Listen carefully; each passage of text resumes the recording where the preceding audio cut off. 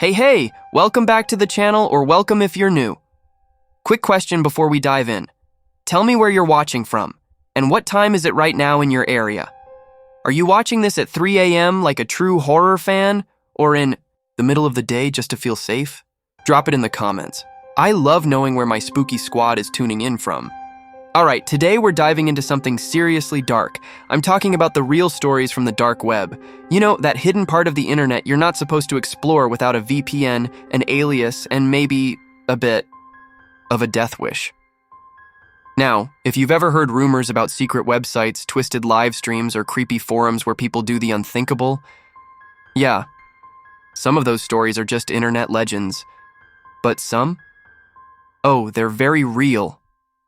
And in today's video, I've got 5 of the creepiest, strangest, most disturbing real dark web stories that will make you think twice before clicking on a suspicious link again.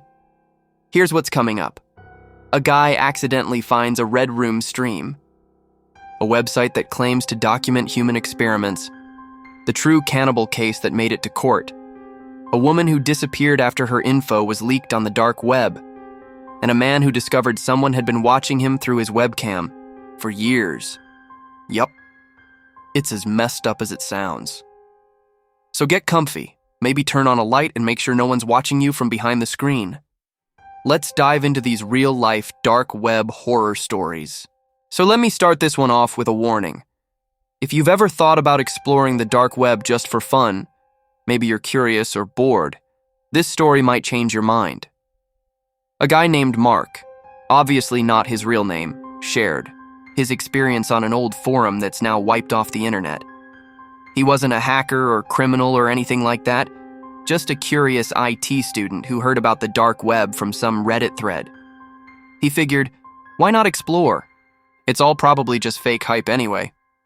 So he sets everything up, downloads Tor, uses a VPN, and ends up on this sketchy link list that people pass around, like the hidden wiki, but darker.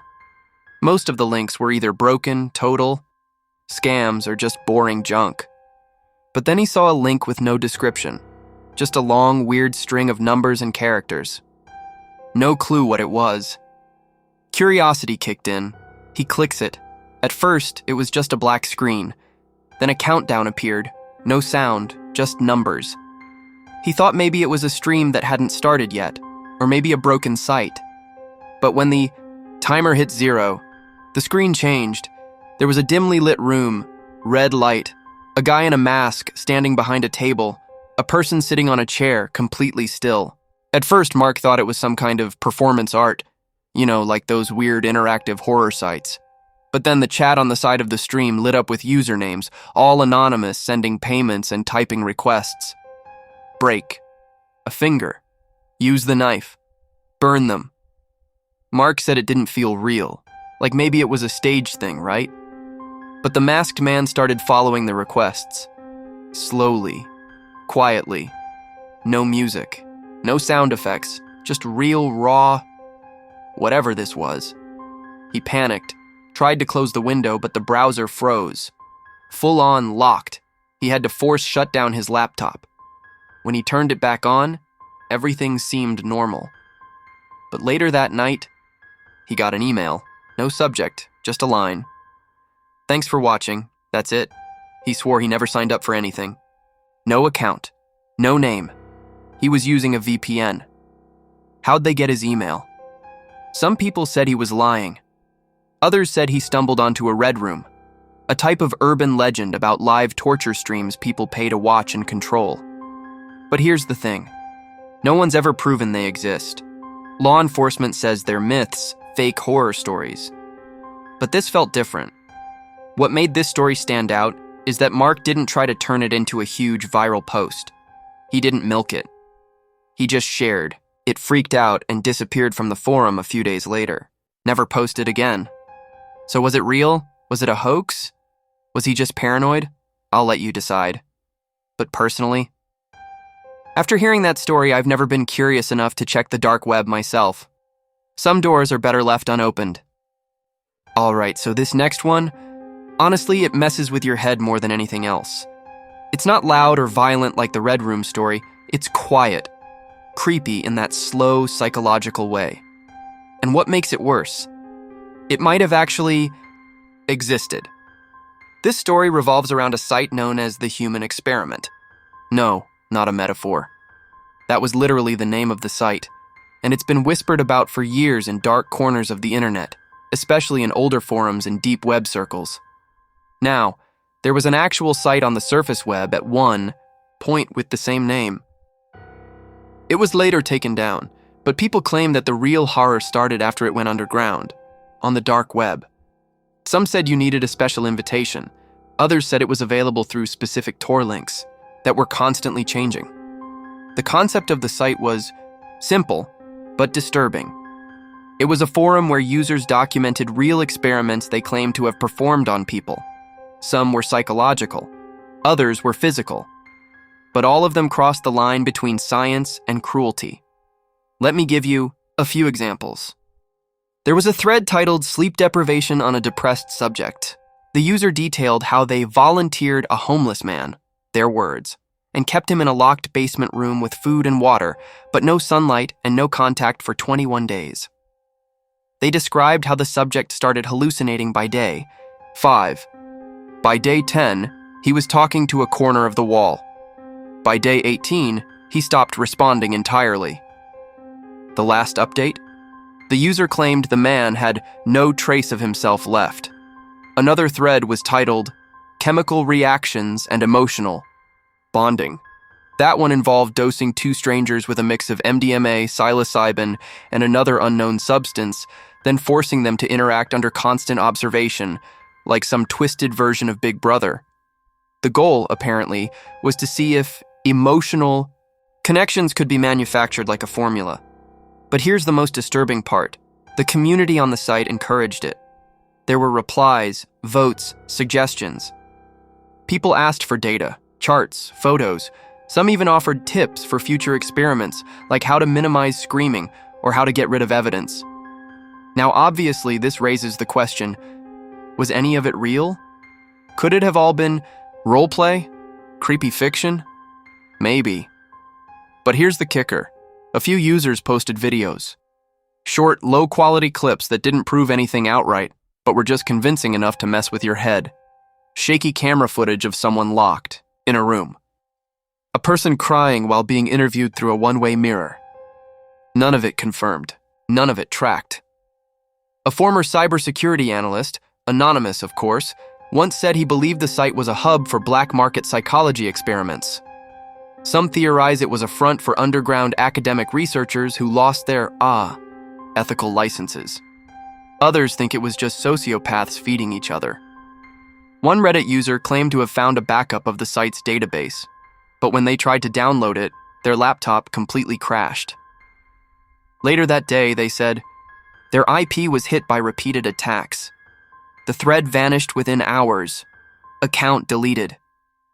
Whether they were just trolling or telling the truth, no one knows. What's even scarier is that you can't find the site anymore, not even archived, not on the dark web, not on surface web mirrors. It's just gone, like it was never there.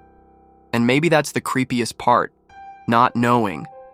Whether it was real or just an internet legend that got too real for someone's comfort, because if it was real, think about it. How many people would you need to pull that off? How many lives were affected? And more importantly, who was funding it?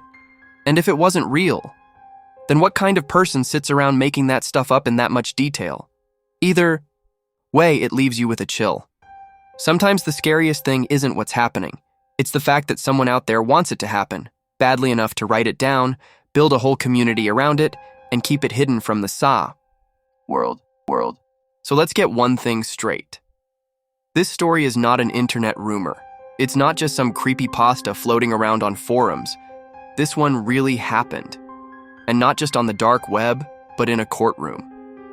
It's one of the few dark web stories that ended in actual prison time, and yet it's so bizarre, it sounds like something straight out of a horror movie. Back in the early 2000s, long before the dark web was widely known to the public, there was a website called The Cannibal Cafe. The name might sound like some kind of twisted joke, but it wasn't. It was a real online forum, buried in the corners. of the internet where people who fantasized about cannibalism would meet, talk, and, believe it or not, sometimes arrange real-life encounters. Most of the users on the site were anonymous role players, sharing dark fantasies in writing. But some were dead serious. One of them was Armin Maywes, a computer repair technician living in Germany. Just your average quiet guy with an average job, but a very unaverage obsession. Maywes had posted on Cannibal Cafe looking for a volunteer, someone who was willing to be eaten. And no, that's not a euphemism. He wanted someone who would allow him to kill and consume their body. The post was disturbingly straightforward, and you'd think nobody would reply to something like that, right? Wrong. Enter Bernd Jürgen Brandes, a man from Berlin who, according to court documents, responded to the ad with complete awareness of what he was getting into. Brandes wasn't tricked, coerced, or kidnapped. He actually wanted it. That's what makes this story even more terrifying. Two people, completely sane by legal standards, agreeing to carry out the most disturbing act imaginable. Together. So they met at Maywes' home in March 2001. They filmed the entire encounter on video, which, by the way, police have in custody, but have never released to the public for obvious reasons.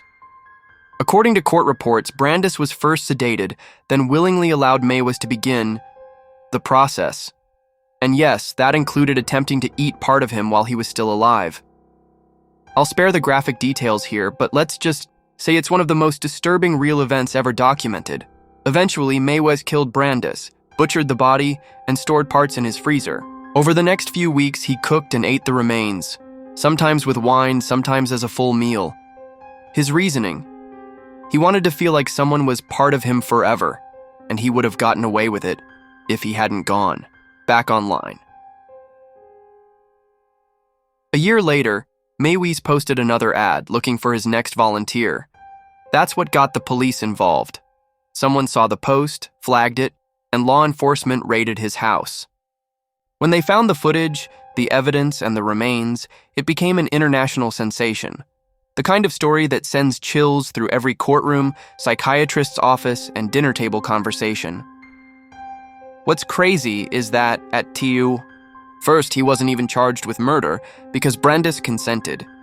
It took a lot of legal debate to figure out what to even charge him with. Eventually, Maywes was convicted of murder and disturbing the peace of the dead and sentenced to life in prison. The Cannibal Cafe site was taken down. But rumors say that private versions of similar forums still exist on the dark web, encrypted, invite-only, and even more dangerous now that people know they can't post in the open. So what does this story say about the internet, or the dark web specifically? It shows that while some people use the dark web to stay anonymous for good reasons, like whistleblowers or journalists, others use that same anonymity to live out the darkest parts of their minds. And the scariest part? Sometimes, they find each other. This one's different from the others. There's no confirmed crime scene, no police reports. No one even knows if Mariana is, or was, a real person. But what makes this story so eerie is how real it felt to the people who followed it online, and how fast everything disappeared once it started gaining attention. The whole thing started with a post on a dark web forum that specialized in leaked personal data. Usually these places are filled with credit card numbers, email dumps, hacked social accounts, stuff sold to scammers and identity thieves. But one night, someone posted a folder labeled Subject Mariana01. The user who found it said, it wasn't like the usual data dumps, no passwords, no login info. Instead, it had dozens of photos of a woman in her 20s, scanned documents, passport, license, even a university ID, screenshots of private conversations, like messages pulled straight from her phone, and worse, footage from inside her apartment, like hidden camera style. The videos were grainy and silent. Mariana was just living her life, brushing her hair, doing laundry, cooking. Nothing dramatic, just being watched. The user posted the folder on a Surface website as a warning. Not for views or clout, they genuinely looked disturbed. Said the footage seemed like it was part of a surveillance study or maybe someone stalking her. That's when Reddit got involved. The The post blew up on a few cybercrime and deep web threads.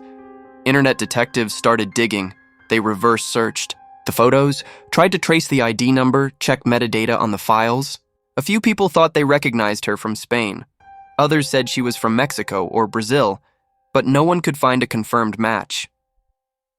Then something strange happened. The original poster disappeared. His Reddit account was deleted overnight. All the files? Gone. Not just taken down, scrubbed. Even the re-uploads people tried to make? Wiped within minutes. Some accounts even claimed their posts were auto-deleted by mods, or something else.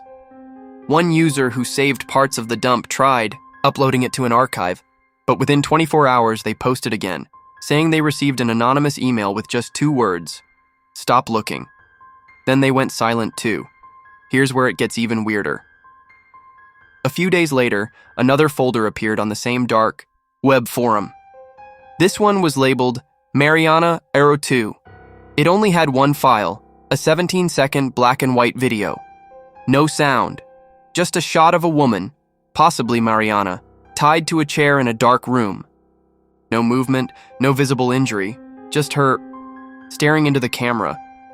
The video had no metadata. The user who posted it, account deleted immediately after. Within an hour, the post was removed and replaced with a message in red text. Data removed. Moderator action taken. People who saw it live said they tried screenshotting or recording, but the site wouldn't allow it. One user claimed that their screen froze when they tried. After that, the Mariana story kind of faded. New theories came up. Maybe she was part of a blackmail ring. Maybe she was kidnapped for a red room. Or maybe it was all an elaborate ARG, a staged dark web game meant to look real, but no one's been able to confirm anything. The name Mariana doesn't match any known missing person reports. The footage hasn't resurfaced. And the forums where it started? Gone. Not offline, just not indexed anymore. Like someone wanted it all erased. So what do you think? Was Mariana real? Was it a sick hoax? Or did a group of strangers stumble onto something they were never supposed to see? Either way, this one sticks with you. Not because of what you saw, but because of everything you couldn't. Alright, you know how people always say, put tape over your webcam? Maybe you've rolled your eyes at that. Maybe you've even laughed about it, but after this story, you won't. This one happened to a guy who used to work from home. Let's call him Ethan. He was a freelance software developer, always glued to his computer. We're talking 10 to 12 hours a day, multiple screens, late nights. You get the picture. Ethan was smart, not just tech-savvy, security-savvy. He used VPNs, strong passwords, 2-factor authentication, the works. But there was one thing he never thought twice about, his laptop's webcam. It was always on, facing him. He didn't bother covering it because, as he put it, if someone's watching, they're not going to see much but me coding in pajamas. Yeah. He was wrong. One night, he was browsing a privacy-focused subreddit, deep in a thread about hacked home networks, when someone shared a link to a dark web mirror. It led to a hidden forum where users posted screenshots from webcams around the world, thousands of them, living rooms, offices, bedrooms. He clicked in, curious but skeptical. Most of the shots were low-res. Some were clearly fake. Some looked like security cam footage from cafes or stores. But then, he saw one that made his blood run cold. It was his desk, his exact keyboard, his dual monitor setup, his coffee mug. Him. The screenshot was dated 8 months ago. He kept scrolling, and the more he looked, the more he found. Someone had been taking regular screenshots of him for over 2 years. From different angles, different times of day. Some when he was asleep with the laptop open. Others when he had friends over. Some showed his girlfriend visiting. Private moments, and then he saw the folder name. Ethan W32, like a user. Profile. As if he was just one of many. He panicked, immediately shut down the laptop, disconnected everything, ran every scan he could. His system was clean, no signs of malware, no Trojan horses, no keyloggers. It made no sense. He reached out to a cybersecurity expert, someone from a darknet group who went white hat. They met online and did a deep dive on his system. After weeks of analysis, the expert found an old firmware-level exploit, a vulnerability, in the actual hardware of the webcam, not just the software. Whoever had hacked him didn't need his permission. They'd been inside his camera's firmware since he bought the laptop. Here's the creepiest part. The hacker had never interacted with him. Never blackmailed him, never sent a message, nothing. They just watched. Why? That's what messed Ethan up the most. It wasn't money. It wasn't extortion. It was obsession. He was one of hundreds, maybe thousands, cataloged by a silent watcher, screenshot by screenshot, like a collector of people. The site where Ethan found the images, gone within days. The thread was deleted. The user who shared the link vanished. Just like that. Ethan got rid of every device he owned, sold his laptop, changed his name online, started working from a co-working space just to be safe. And yes, now he always covers every webcam, so next time you see that little dot light up on your laptop, or you leave your webcam uncovered because nobody would ever care enough to spy on you, remember this: it's not about what you're doing. It's about who is watching, and how long they've been watching you. All right. If you've made it this far, first of all, you're brave. These stories weren't just spooky, they were real. And honestly, that's what makes them so unsettling. Now I want to know, which story got under your skin the most? Was it the Cannibal Cafe? Mariana's mysterious disappearance? Or maybe the webcam hijacker story hit a little too close to home? Let me know in the comments. I seriously read every single one, and I'm curious what freaked you out the most. Also, if you enjoyed this video, make sure to hit that like button, and if you're into real horror stories, dark web mysteries, or creepy internet lore, subscribe right now so you don't miss what's coming next. The next video is gonna dive into some of the most disturbing YouTube channels that were rumored to be linked to the dark web, and trust me, they're not easy to unsee. So yeah, turn on notifications if you dare, drop a comment telling me where you're watching from, and if you're still here, maybe consider putting a little tape over your webcam tonight. Sleep tight. I'll see you in the next one.